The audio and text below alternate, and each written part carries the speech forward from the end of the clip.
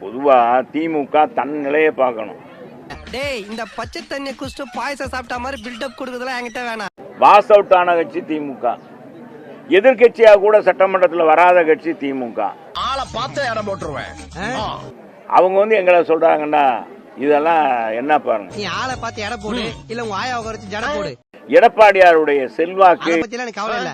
விலகி போனவன்லாம் வந்துட்டாங்க, தொண்டர்கள் நிர்வாகிகள்லாம் திரும்ப சேர்ந்துட்டாங்கன்னு போது வைத்தறிச்சல்ல பேசுறாரு நம்ம முதலமைச்சர். உயிரை கொடுத்து லவ் பண்றவன பாத்துருக்கேன்டா, ஆனா உன்ன மாதிரி உயிரை எடுத்து லவ் பண்றவன பார்த்ததே இல்லடா. இது அண்ணா திமுக பேச மட்டும் ஸ்ட்ராங்கு, பில்டிங் ஸ்ட்ராங்கு தெரியும். இது ஆபீஸ், அழகான பொண்ணுங்களா வேலை செய்யற இடம்.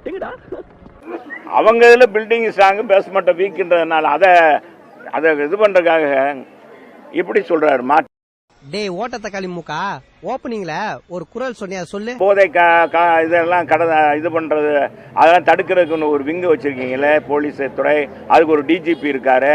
அவர் என்ன செய்யறாரு? மாங்கா பறிக்கிறாரா? டேய் மானங்கட்ட மடப்பயல, நீ மானுலடா, தலையில இருக்கிற பேனை பத்தி கூட பேசக்கூடாது. அப்படியே